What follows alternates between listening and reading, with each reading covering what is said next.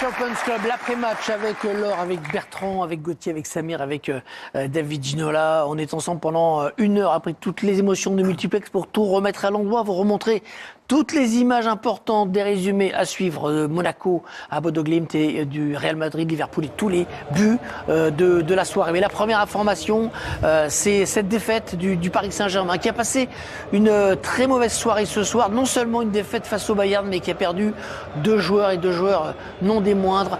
Dembélé sorti après une quinzaine de minutes et surtout Hakimi sur lesquels on est très inquiet après le tacle subi et la sortie en pleurs du Marocain.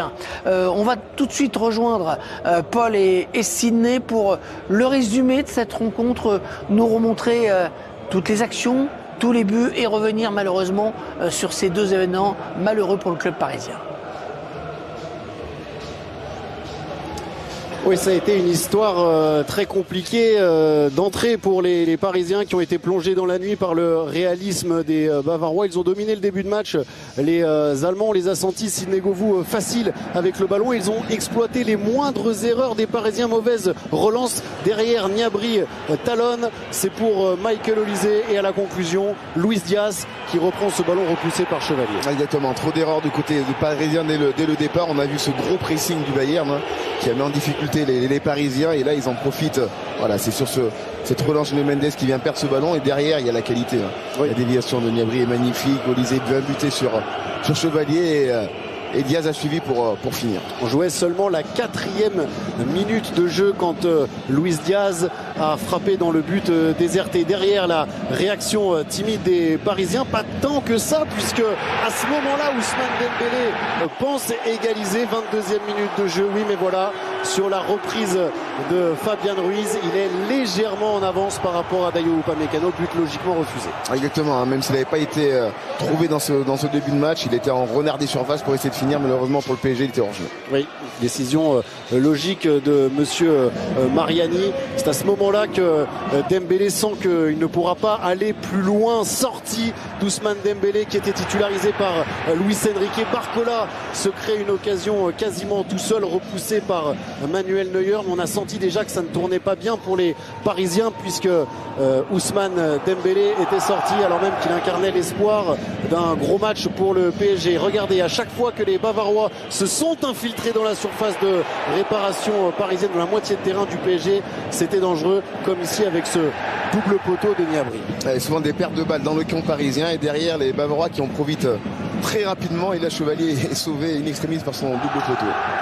Le Bayern Munich, équipe excellente depuis le début de la saison, 15 sur 15, mais là Marquinhos lui a laissé l'offrande à Luis Diaz, complètement déconcentré, le capitaine parisien, lui qui incarnait le sacre parisien et ce PSG intraitable la saison passée. Il est surpris par Luis Diaz, énorme erreur de Marquinhos. Oui, c'est une erreur d'inattention. Pourtant on a l'impression qu'il prend l'information à droite et à gauche, mais pas assez rapidement. Diaz qui vraiment est un joueur qui ne lâche rien, vient finir. C'est pas la fin du calvaire pour le Paris Saint-Germain dans cette première période, puisque Hakimi, vous voyez là, réalise une bonne intervention sur Luis Diaz, mais ensuite c'est l'image catastrophique de cette soirée pour les Parisiens. Regardez le tacle de Luis Diaz, horrible sur Achraf Hakimi, la cheville gauche qui reste coincée sous le postérieur de Luis Diaz. Carton jaune d'abord, mais devant la gravité de la blessure, le Hakimi qui sort en pleurs, monsieur Mariani va changer sa décision, carton rouge. Oui, exactement, avec Asriel, c'est possible de ne pas le voir, mais dès qu'on a vu les images, on s'est dit directement que c'était très grave pour Hakimi, et le rouge était totalement logique. La deuxième période à 11 contre 10 serait totalement à l'avantage des Parisiens. Vitinha, 68e minute, tente sa chance, c'est repoussé par Manuel Neuer. Les Parisiens qui vont souvent insister en passant par Kanguinli, entrée en jeu. João Neves reprend ce ballon, 74e minute. On commence à imaginer un retour des Parisiens, comme ça avait été le cas contre Manchester City par exemple il y a moins d'1 an ici même. João Neves avait été buteur, cette reprise de volée est sublime. Oui, elle est magnifique, elle avait le petit rebond qui permet pas à Neuer d'intervenir. Et Kanguinli, comme souvent, c'est lui qui a déclenché en deuxième période. Là, c'est Zaïre Emery qui tombe sur un Manuel Neuer très en forme. 8 arrêts pour le gardien allemand ce soir qui a empêché les Parisiens d'inscrire ce but-là.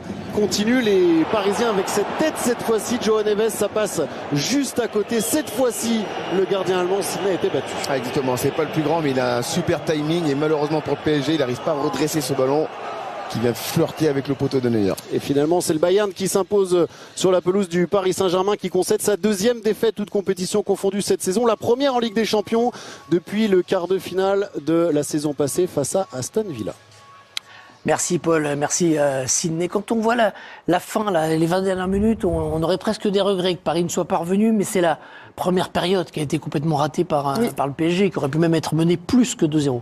Il y a un peu des deux. Je trouve que le Bayern aussi a fait une excellente entame de match avec beaucoup d'intensité, notamment dans le pressing, qui a vraiment mis en difficulté les Parisiens. Ils n'arrivaient pas à s'en sortir. Et puis après, il y a aussi les Parisiens qui ont, je trouve, commis des erreurs qu'ils font peu habituellement, à l'image de celle de Marquinhos.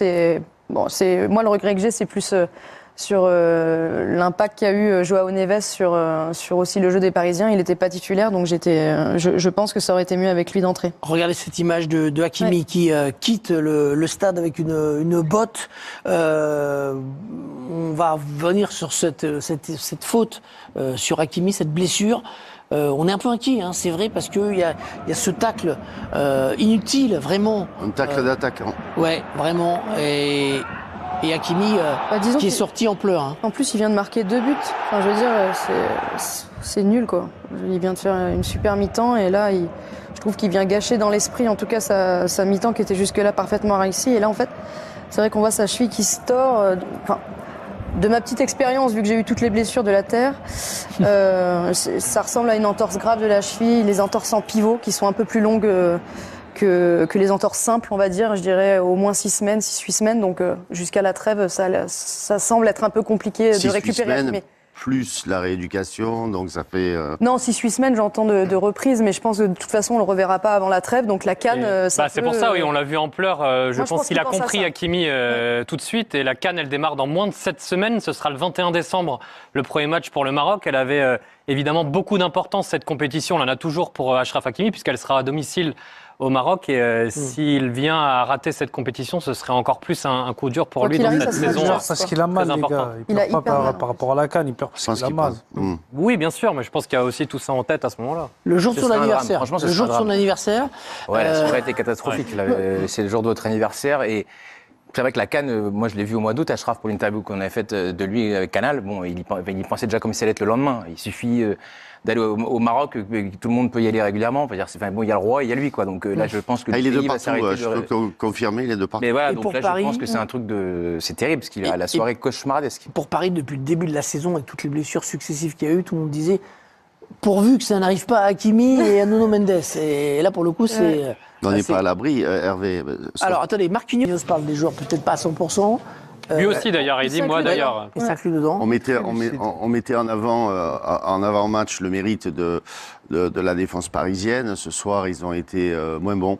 Ils ont fait des erreurs individuelles qui a coûté cher.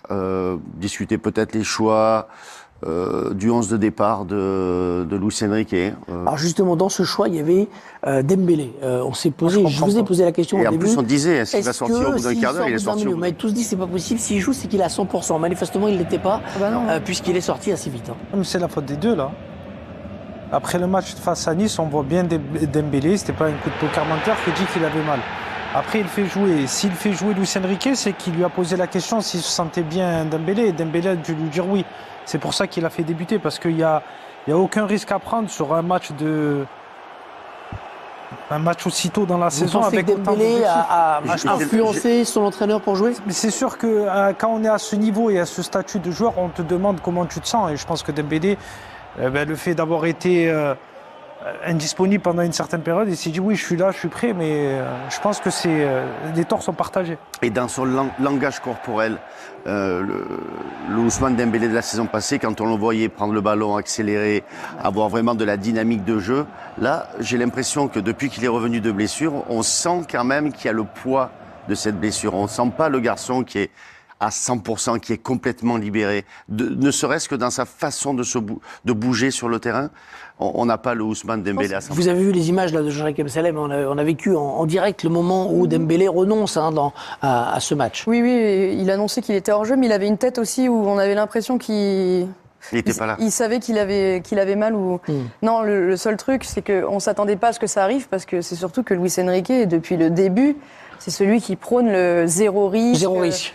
Donc c'est Et sûr zéro erreur. Et on ne s'attendait pas à ça, donc c'est vrai que ça les a un peu plombés. Lucas, juste pour revenir un instant sur Dembélé, nouvelle indisponibilité à venir certainement. Quand c'est musculaire comme ça, c'est toujours quand même problématique. Il faut souvent beaucoup de temps. Il en est à combien d'absence là depuis le début de la saison Ah bah là, il revenait après une longue absence. C'était seulement le 5e match depuis son retour de blessure et le 2e qui démarrait. Il avait démarré la semaine dernière où il avait joué 1 heure contre Lorient, mais sinon on l'avait vu à chaque fois sur une vingtaine de minutes ces dernières semaines. Là, c'est certainement un nouveau projet. C'est une rechute en général, c'est le double du temps de la précédente blessure. Comme quoi, il n'y a pas qu'en bleu que les joueurs peuvent se blesser. C'est vrai, c'est vrai. On va partir du côté de Bodo Glimt pour voir ce qu'a fait Monaco ce soir, après avoir jeté un coup d'œil sur le calendrier des Parisiens qui resteront au parc lors de la prochaine journée. Ils seront face aux Spurs de Tottenham. C'est un Ginolatico ce match, et ce sera bien sûr sur Canal. Le Bayern ira à Arsenal, donc ils vont continuer les déplacements difficiles, les Bavarois. Voyons donc l'autre club français en lice ce soir, c'est-à-dire Monaco, en déplacement dans le Grand Nord, du côté de Bodo Glimt.